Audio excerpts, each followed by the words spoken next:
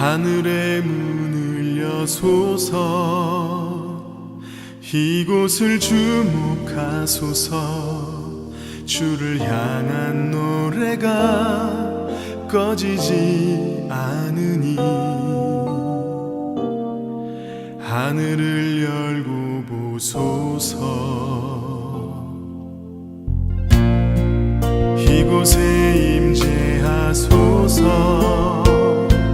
주님을 기다립니다 기도의 향기가 하늘에 닿으니 주여 임재하여 주소서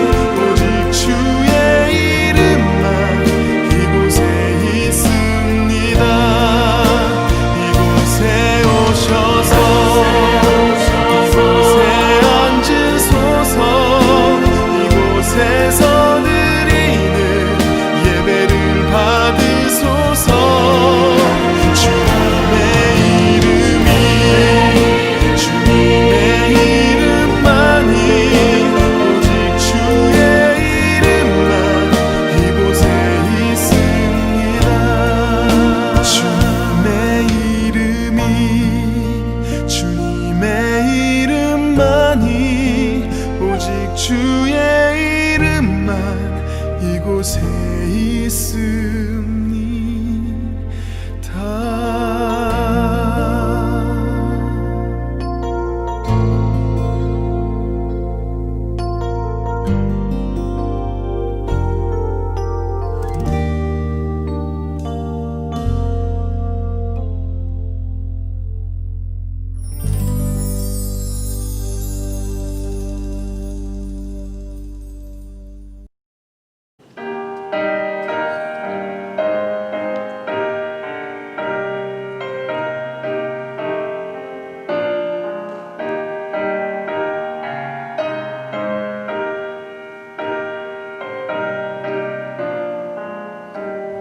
주와 같이 길 가는 것 즐거운 일 아닌가 우리 주님 걸어가신 발자취를 밟겠네 한 걸음 한 걸음 주 예수와 함께 날마다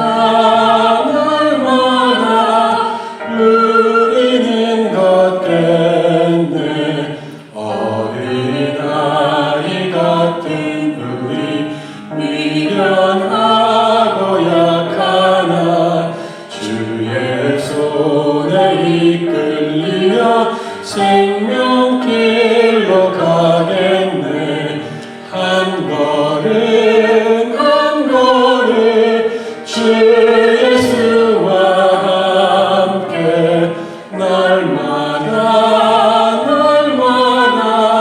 우리는 걷겠네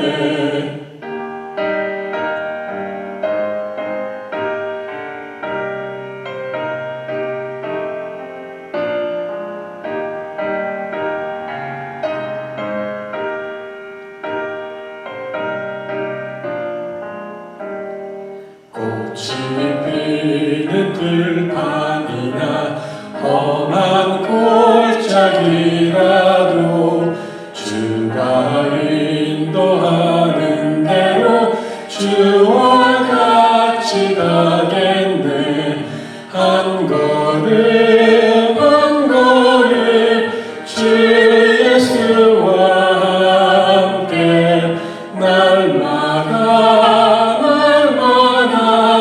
우리는 걷겠네 옛날 선지에 똑같이 우리들도 천국에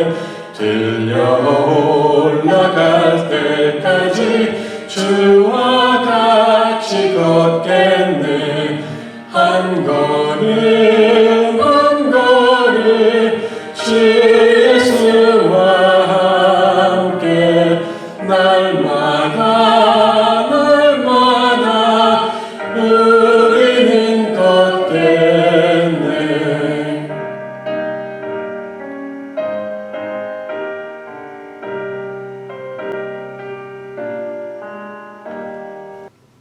할렐루야. 오늘도 금요 찬양 기도회를 맞이하여서 각 가정에서 영상으로 예배드리시는 사랑 가족 여러분들 주님의 이름으로 환영하고 축복합니다. 오늘도 성령의 임재하심이 저희들의 예배 가운데 함께 하시기를 간절히 소원합니다. 함께 기도하시겠습니다. 사랑의 하나님, 오늘도 금요 찬양 기도회를 맞이하여 주님 앞에 예배자로 섰습니다. 오늘도 이 시간 찬양과 말씀과 기도 가운데 임하여 주시는 주님의 은혜를 온전히 누리는 저희들 되게 하여 주시옵소서. 예수님의 이름으로 기도드리옵나이다. 아멘. 오늘 이 시간 저희들에게 주시는 하나님의 말씀은 잠언서 30장 1절로부터 9절까지의 말씀입니다. 저와 여러분 한 절씩 교독한 후에 마지막 절은 함께 합독하시겠습니다. 이 말씀은 야게의 아들 아굴의 잠언이니 그가 이디엘 곧 이디엘과 우갈에게 이른 것이니라. 나는 다른 사람에게 비하면 짐승이라. 내게는 사람의 총명이 있지 아니하니라.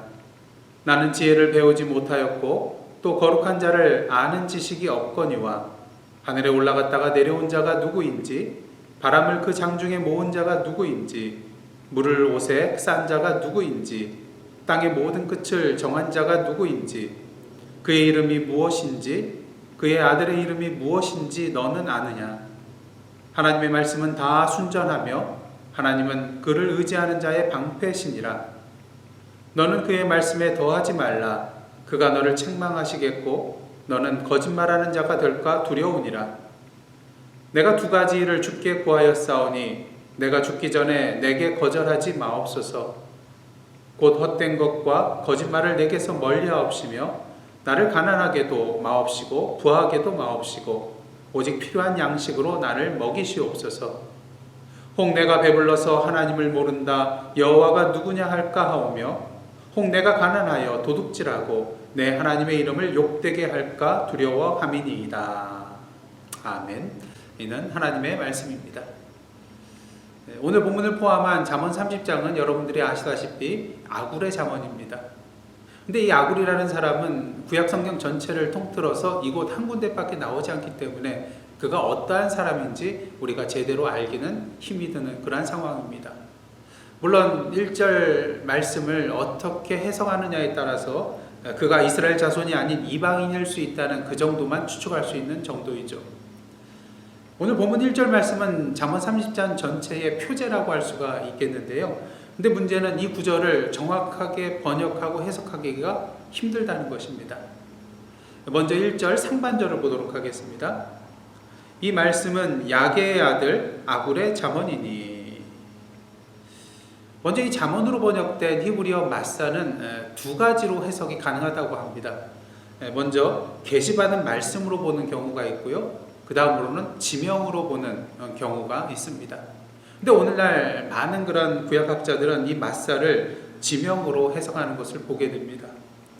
그러게 공동 번역서를 보면요, 이 개역 개정판과는 달리 이 마사에 대해서 이렇게 해석을 하고 있는 것을 보게 됩니다. 한번 개역 개정과 공동 번역을 한번 비교해 보시기를 바랍니다. 이것은 마사 사람 야케의 아들 아굴의 말이다. 조금 느낌이 다르죠? 뿐만 아니라 1절 하반절의 말씀은 더욱더 번역하기 어려운 구절이라고 할 수가 있겠는데요. 1절 하반절 말씀 보시겠습니다. 그가 이디엘 곧 이디엘과 우갈에게 이른 것이니라. 여기서 문제는 이디엘과 우갈을 무엇으로 보냐는 것입니다. 만일 이디엘과 우갈을 오늘 개역개정본 성경과 같이 고유명사 사람의 이름으로 본다면 한 가지 이상한 점이 있기 때문인 것입니다. 아굴이 그냥 이디엘과 우갈에게 이른 것이다 이렇게 말을 하면 되는데 보시다시피 이디엘이라는 이름이 두 번 반복해서 나오고 있는 것을 보게 되는 것입니다.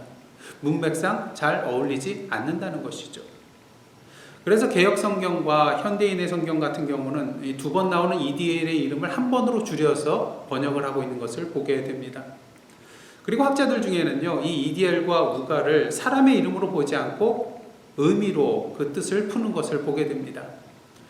EDL이라는 단어가 하나님이 나와 함께 하신다, God is with me라는 그런 의미를 가지고 있기 때문에 공동번역서는 1절 하반절을 이렇게 번역을 하고 있습니다. 개역개정 성경본과 한번 비교해 보시기를 바랍니다. 하느님께서 나와 함께 계셨더라면, 하느님께서 나와 함께 계셨더라면 내가 이렇게 되지는 않았으리라. 이러한 번역은 2절에 나타나 있는 절망적인 상황을 비추어 인간의 연약한 모습에 대하여 탄식하는 것으로 이해할 수 있기 때문에 번역상 큰 문제가 되지 않는다고 할 수가 있겠습니다. 이렇듯 1절 말씀은 어떠한 번역과 해석을 받아들여야 될지 정확히 알 수 없습니다.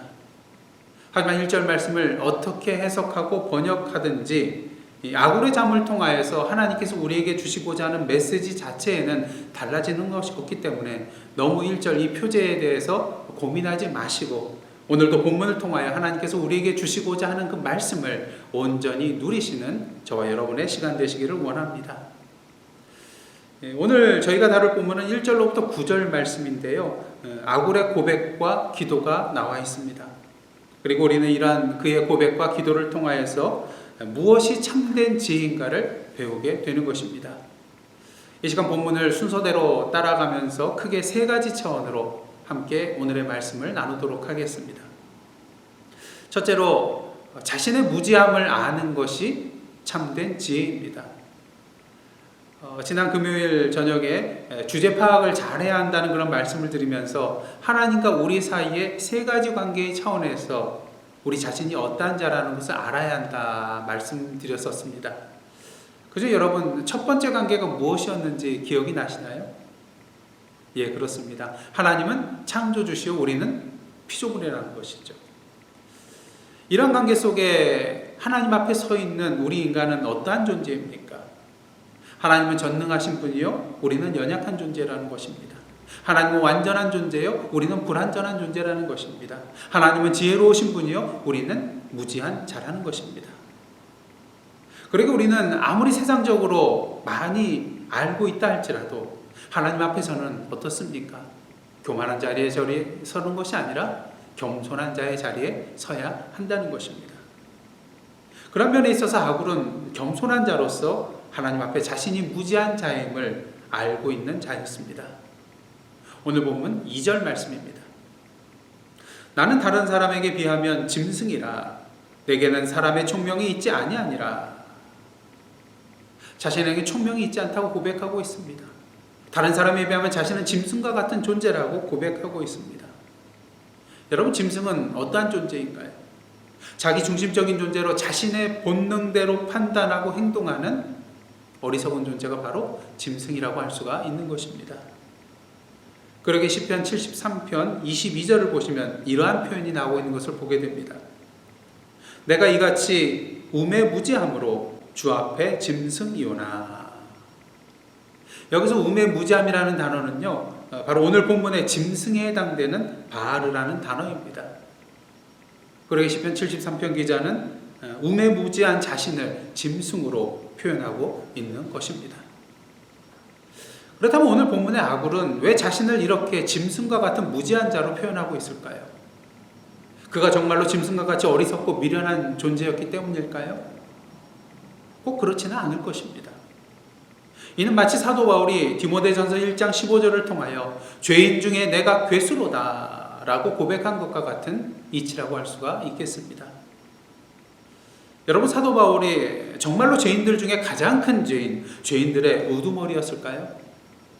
결코 그렇지 않습니다. 그렇다면 바울은 왜 자신에 대하여 죄인 중에 괴수라고 고백하였을까요? 주님 앞에 겸손해서요? 물론 겸손해서일 수도 있을 것입니다. 하지만 그보다 더 깊은 차원의 의미가 있음을 우리는 알아야 됩니다. 그것은 바로 주님으로부터 받은 은혜가 너무나도 크기에 그 은혜를 생각하면 자신은 죄인 중에 괴수라고 밖에 말할 수 없다는 것입니다. 아굴도 마찬가지였을 것입니다. 하나님 앞에 겸손하여서 자신이 짐승과 같은 무지한 자라고 표현한 것이기도 하겠지만 자신의 지혜와 비교하였을 때 여호와 하나님의 지혜는 너무나도 크고 놀라운 것이기에 그 지혜 앞에서 자신은 짐승과 같은 무지한 자라고 말할 수밖에 없다는 것이죠. 그러면서 3절을 통하여 그는 이렇게 고백하고 있습니다. 나는 지혜를 배우지 못하였고 또 거룩하신 자를 아는 지식이 없거니와. 이 구절을 통하여 아굴은 우리에게 무엇이 지혜인가를 분명히 알려주고 있습니다. 바로 거룩한 자를 아는 것이 지혜라는 것이죠.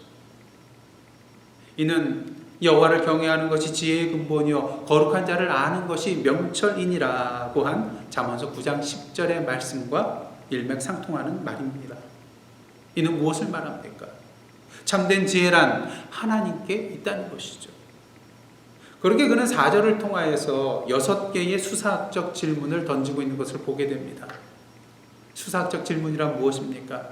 질문하는 사람이 이미 그 답을 알면서도 강조할 목적을 가지고 사용하는 질문이 바로 수사학적 질문입니다. 그래서 아굴은 이 수사학적 6가지 질문을 통하여 우리의 인간의 무지함에 대해서 분명히 보여주고 있는 것이죠. 4절 말씀입니다. 하늘에 올라갔다가 내려온 자가 누구인지, 바람을 그 장중에 모은 자가 누구인지, 물을 옷에 싼 자가 누구인지, 땅의 모든 끝을 정한 자가 누구인지, 그의 이름이 무엇인지, 그의 아들의 이름이 무엇인지 너는 아느냐? 이 질문에 대한 정답은 무엇입니까? 우리 인간으로서는 알지 못한다가 정답인 것입니다. 이는 마치 욥기서 38장부터 41장에 나오는 수많은 하나님의 질문을 보는 것과 같습니다. 욥기서 38장 1절부터 5절 말씀 한번 보도록 하겠습니다. 그때 여호와께서 폭풍우 가운데에서 욥에게 말씀하여 이르시되 무지한 말로 생각을 어둡게 하는 자가 누구냐?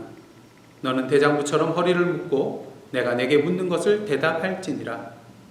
내가 땅에 기초를 놓을 때에 네가 어디 있었느냐? 네가 깨달아 알았거든 말할지니라. 누가 그것의 도량법을 정하였는지, 누가 그 줄을 그것의 위에 띄었는지 네가 아느냐? 이런 하나님의 질문은 무엇을 의도하는 것일까요? 하나님의 지혜와 우리 인간의 지혜 사이에는 커다란 간격이 존재한다는 것입니다. 그러게 아굴은 이러한 하나님의 지혜 앞에서 자신은 짐승과 같이 무지한 존재임을 고백하고 있는 것이죠. 중요한 사실은 아굴과 같이 자신이 무지한 존재라는 아는 것이 사실은 참된 지혜의 출발이라는 것입니다. 자신이 어리석고 미련하고 무지한 자라는 것을 알 때에만이 하나님의 참된 지혜로 나아갈 수 있기 때문인 것이죠.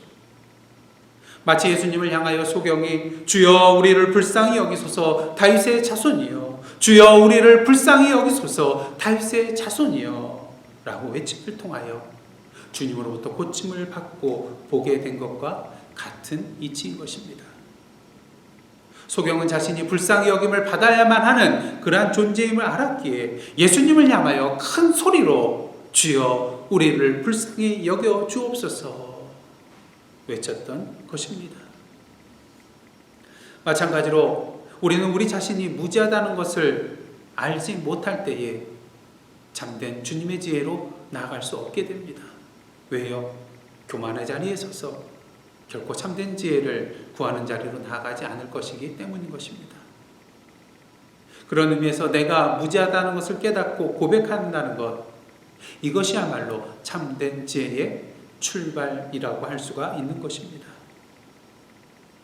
그런 면에 있어서 오늘도 하나님 앞에서, 하나님의 참된 지혜 앞에서, 그 높으신 지혜 앞에서 자신의 무지함을 고백하며 참된 지혜의 출발점에 서시는 저와 여러분의 삶이 되시기를 소원합니다.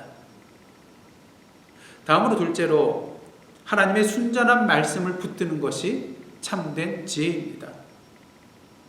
아굴이 자신이 무지한 존재라는 것을 아는 이유는 하나님의 지혜만이 온전한 지혜라는 것을 알았기 때문입니다. 오늘 본문 5절 말씀입니다. 하나님의 말씀은 다 순전하며 하나님은 그를 의지하는 자의 방패시니라. 그럼 하나님의 말씀에 대하여 순전하다는 표현을 사용하고 있는데, 여기서 순전하다는 것은 용광로를 통하여 재련된 불순물이 전혀 없는 100% 순수함을 의미하고 있습니다. 무엇을 말하나요? 하나님의 말씀이야말로 우리가 온전히 100% 믿고 의지하고 나아갈 수 있는 절대 진리라는 것입니다. 그러기에 이런 진리 하나님을 우리가 믿고 의지하며 나아갈 때 하나님께서 우리의 방패가 되어 주신다는 것이죠. 저희들 코로나19으로 말미암아 마스크 생활을 하고 있습니다. 여러분은 어떤 종류의 마스크를 사용하고 계십니까? 여러분이 아시다시피 면 마스크보다는 KF 기준 55에서 80%에 해당되는 비말 차단용 마스크가 더 좋고요. 또 이 마스크보다는 KF 80 마스크가 더 좋고, 또 이보다는 KF 94 마스크가 더 좋습니다. 이 KF 수치가 높아질수록 바이러스 미세 입자를 차단하는 효과가 더 크기 때문인 것이죠. 그러게 KF 94 마스크인 경우에는 코로나19 의심 환자를 돌보는데 사용할 수 있을 정도로 차단 효과가 뛰어나다고 합니다.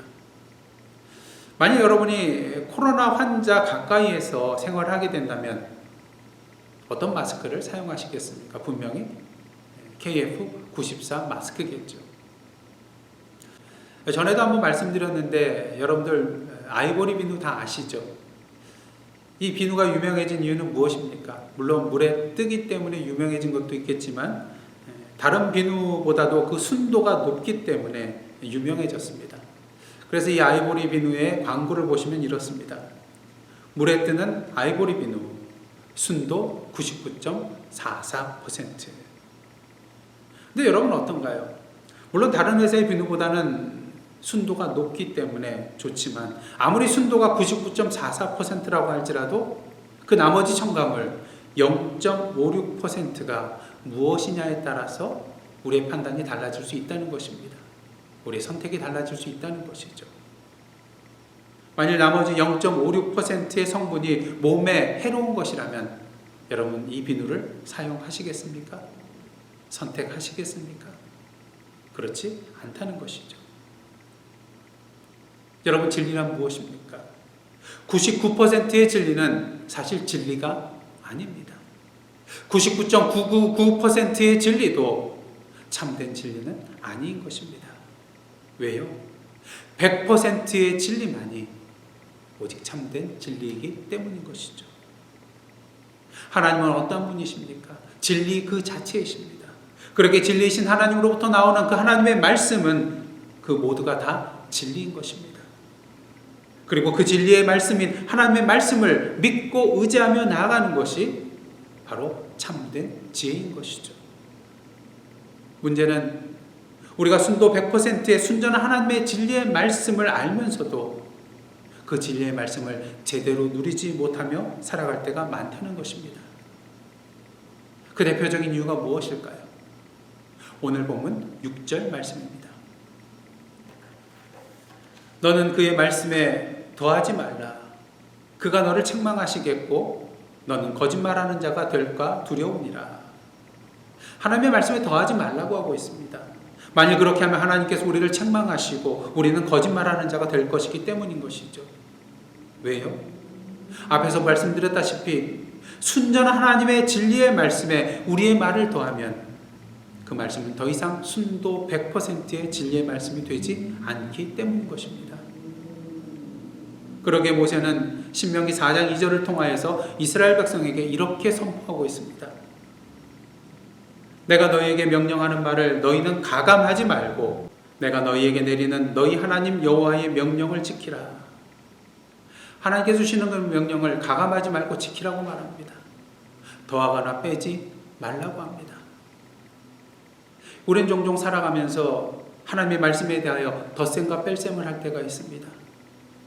인간적으로 세상적으로 유익을 누리기 위하여서 하나님의 말씀에 대하여 내 말을 슬쩍 더할 때가 있습니다. 때로는 불이익을 피하기 위하여 하나님의 말씀 중 일부를 살짝 빼낼 때도 있습니다. 때로는 말씀을 왜곡하여 하나님의 뜻이 아닌 내 뜻을 전할 때도 있습니다. 그런데 이러한 일들을 가장 많이 하는 사람이 누구인지 아세요? 바로 저 같은 목사입니다.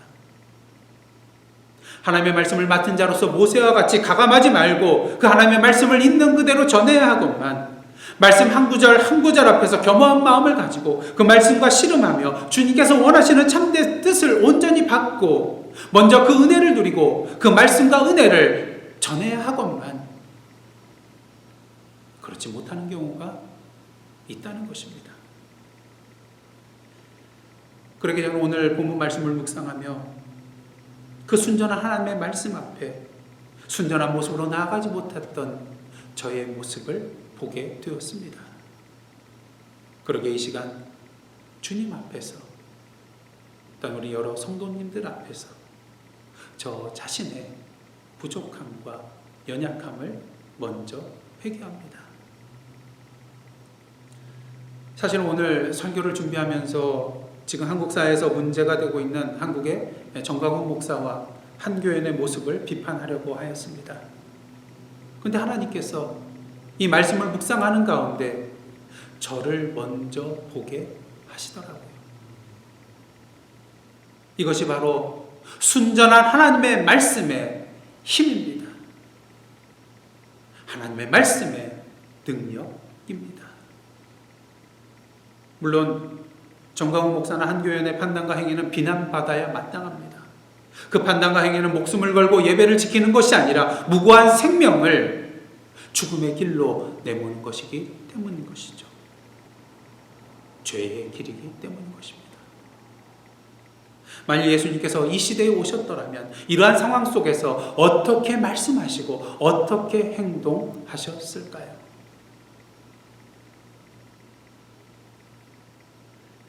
그러게 오늘 잠시 후 기도하실 때에 무엇보다 순전하신 하나님의 말씀 앞에 불순물이 섞여 있는 자신의 모습을 먼저 바라보고 회개하는 저와 여러분의 모습 되기를 원합니다.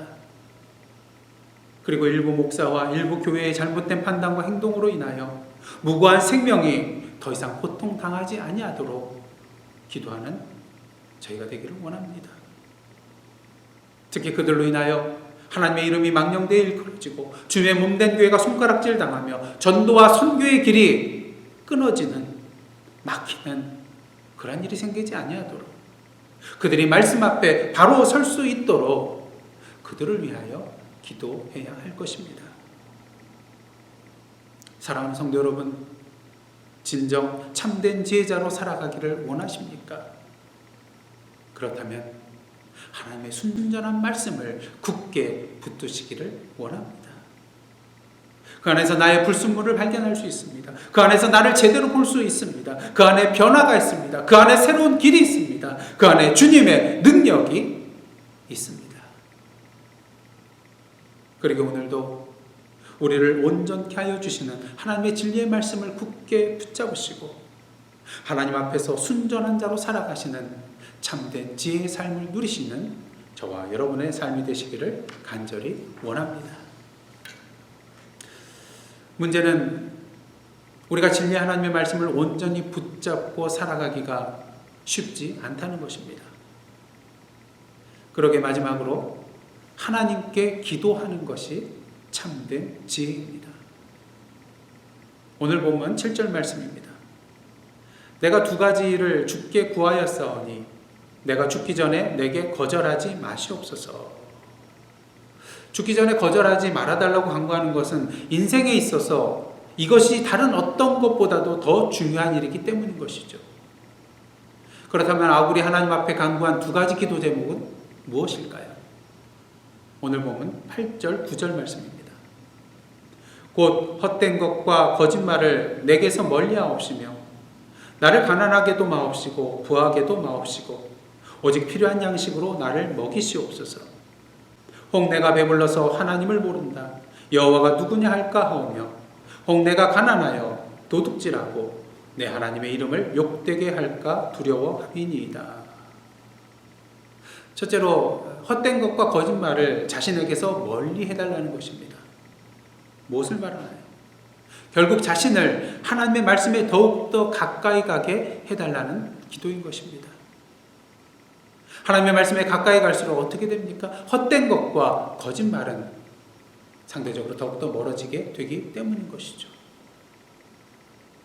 그다음 둘째로 가난하게도 마옵시고 부하게도 말아달라는 것입니다. 오직 필요한 양식으로 먹여달라는 것이죠. 필요한 양식 하면 여러분들 무엇이 생각나십니까? 예, 만나가 생각이 나실 것입니다. 만나는 무엇입니까? 하나님께서 이스라엘 백성들에게 내려주신 그들의 필요한 양식이었습니다. 아시다시피 안식일을 위하여 안식일 전날에 이틀치를 거둘 수 있던 것을 제외하고는 이스라엘 백성들은 하루치 이상을 거둘 수가 없었습니다. 거둘 필요도 없었습니다. 거두지 말아야 될 이유는 무엇입니까? 그렇게 여분을 거두게 되면 다음날 아침 어떻게 됩니까? 벌레가 생기고 냄새가 날 정도로 변질이 됩니다. 거둘 필요가 없는 이유는 무엇입니까? 다음날 아침이면 하나님께서 약속대로 다시 만나를 지면에 내려주실 것이기 때문인 것이죠. 하나님 왜 이렇게 하셨을까요? 여러 가지 이유를 생각해 볼 수는 있겠지만 오직 여호와 하나님만이 우리의 필요를 채워주시는 생명의 근원이시기에 오직 여호와 하나님만을 믿고 의지하고 순종하라는 말씀인 것입니다. 그러기에 예수님께서는 주기도를 통하여 10년, 20년을 위한 양식이 아닌 일용할 양식을 위해 기도하라고 가르쳐 주신 것이죠. 그러게 하고는 오직 필요한 양식으로 먹여달라고 기도하며 가난하게도 마옵시고 부하게도 말아달라고 기도하고 있는 것입니다. 만일 배가 부르게 되면 교만하여져서 하나님을 잊고 살아가는 죄를 범하고 만일 배가 고프면 도둑질하는 죄를 범하여 하나님의 이름을 욕되게 할 수 있기 때문인 것입니다. 중요한 사실은 아굴이 이 두 가지를 위해서 기도했다는 것은 자신의 인간적인 힘만으로는 이러한 것들을 제대로 지켜나가기 힘이 들었다는 것입니다. 헛된 것과 거짓말을 자신의 마음과 입술에 두는 것, 부요함 속에서 교만하여지는 것, 가난함 속에서 죄의 유혹에 빠지는 것, 우리 인간의 힘만으로는 이겨내기 힘든 일이라는 것이죠. 그러게 하나님 앞에 나아가 기도해야 한다는 것입니다.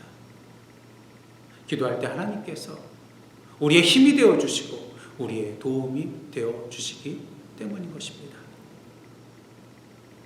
그런 의미에서 결국 이 두 가지의 아굴의 기도 제목은 근본적으로 하나라고 할 수가 있겠습니다. 그것은 바로 주님과의 바른 관계입니다. 주님과의 바른 관계 속에 있다면 우리는 결코 헛된 것과 거짓말의 길로 나아가지 않게 될 것입니다. 주님과의 바른 관계 속에 있다면 그것은 곧 주님의 말씀 안에 있는 것과 같은 것이기 때문인 것이죠. 또한 주님과의 바른 관계 속에 있다면 아무리 재물이 많아진다 할지라도 주님 앞에 교만하여지지 않을 것입니다. 아무리 가난하게 된다 할지라도 죄의 유혹에 빠지지 않게 될 것입니다. 우리 인생의 참된 만족이라는 것은 부와 가난의 정도에 있는 것이 아니라 바로 오늘도 우리의 필요를 아시고 우리에게 일용할 양식을 채워주시는 주님께서 나의 목자이신지 아닌지에 달려있기 때문인 것이죠.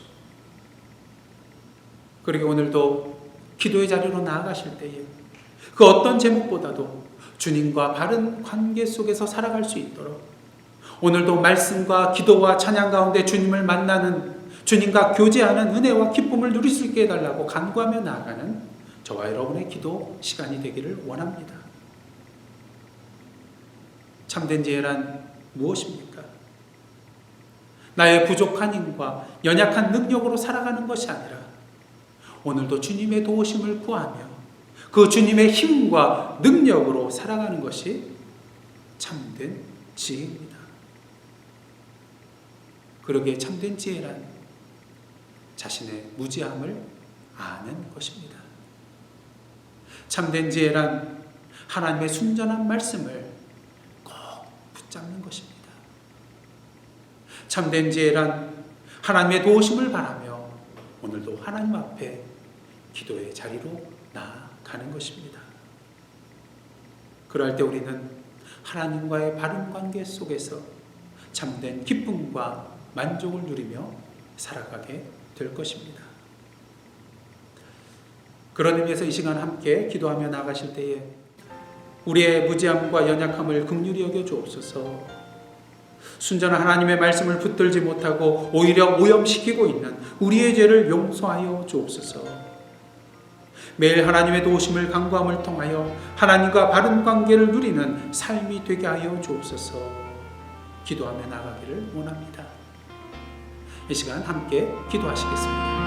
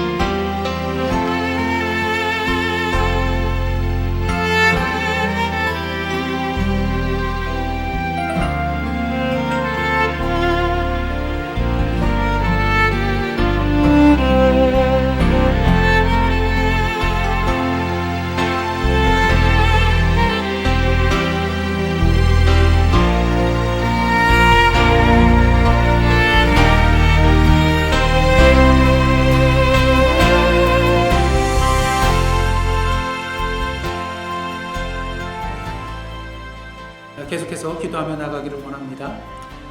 코로나 바이러스가 더 이상 확산되지 않으며 백신이 하루속히 공급될 수 있도록 또한 창조 질서의 보존과 회복을 위하여 기도해 주시기를 원합니다. 지구온난화로 인하여 지금 세계 곳곳에서 가뭄과 폭우와 폭염과 대형 산불 등 각종 자연재해가 끊이지 않고 있습니다. 우리의 잘못이 부메랑이 되어 돌아오고 있습니다. 바라기는 하나님께서 맡겨주신 청지기의 직분을 잘 감당하는 우리들 되게 해달라고 기도하시며 오늘도 이 자연재해 속에서 고통받고 신음하고 있는 자들 그리고 그 복구와 회복을 위하여 기도해 주시기를 원합니다. 뉴노말 시대에 필요한 그리스도인 교회의 모습을 준비해 나아갈 수 있도록 기도해 주시기를 원합니다. 특히 잘못된 판단과 행동으로 말미암아 하나님의 이름을 망령되이 일컫는 죄를 저지르지 아니하도록 기도해 주시기를 원합니다. 선교 현장을 위하여 기도해 주시고요. 또 환우들을 위하여 우리 권문승 권사님, 김영숙 성도님, 김종희 권사님, 캐태김 집사님, 또 윤교 집사님 건강과 치료와 회복을 위해서 계속해서 기도해 주시기를 원합니다. 성도들의 생업의 현장을 위하여 기도하여 주시고요. 성도들의 영적인 거룩한 습관의 삶을 위하여 계속해서 기도해 주시기를 원합니다. 함께 기도하시겠습니다.